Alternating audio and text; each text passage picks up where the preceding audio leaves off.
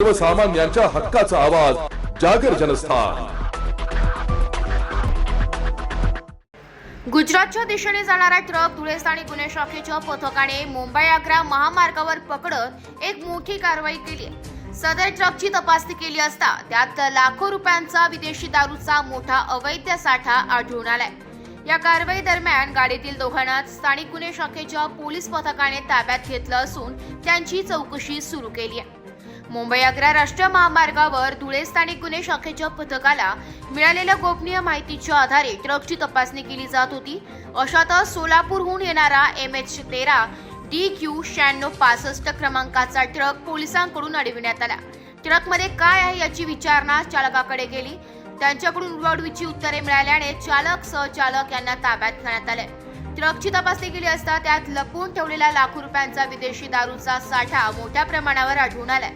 सदर कारवाई दरम्यान पोलिसांनी 41 लाख किमतीची दारू आणि 22 लाख रुपये किमतीचा ट्रक असे एकूण तब्बल 63 लाख रुपयांचा मुद्देमाल जप्त केला असल्याची माहिती पोलीस निरीक्षक श्रीराम पवार यांनी यावेळी दिली आहे। जागर जनस्थानकरिता प्रतिनिधी रूपक विरारी, धुळे। गोपनीय माहिती मिळाली होती। गोवा राज्यातून अवैध दारू ही गुजरात राज्याकडे धुळे मार्गे जाणार आहे। त्या पद्धतीने नाकाबंदी लावली असता माहितीमध्ये मिळालेले टाटा कंपनीचे कंटेनर हे जेव्हा नगावजवळ आम्हाला सापडले, त्याच्यातील आरोपींना त्याच्या ड्रायव्हर आणि त्याच्या साथीदाराला विचारपूस केली असता त्यांनी सुरुवातीला उडवाउडवीचे उत्तरं दिले। त्यांच्या समक्ष गाडीतील मुद्देमाल चेक केला असता गाडीमध्ये रॉयल ब्ल्यू माल्ट विस्की नावाचे दारूचे बॉक्स मिळून आले। एकूण 950 बॉक्स आहेत। 41 लाखाचा अंदाजे मुद्देमाल आहे आणि 22 लाखाचे कंटेनर, असा एकूण 63 लाखाचा मुद्देमाल आपण ताब्यात घेतलेला आहे।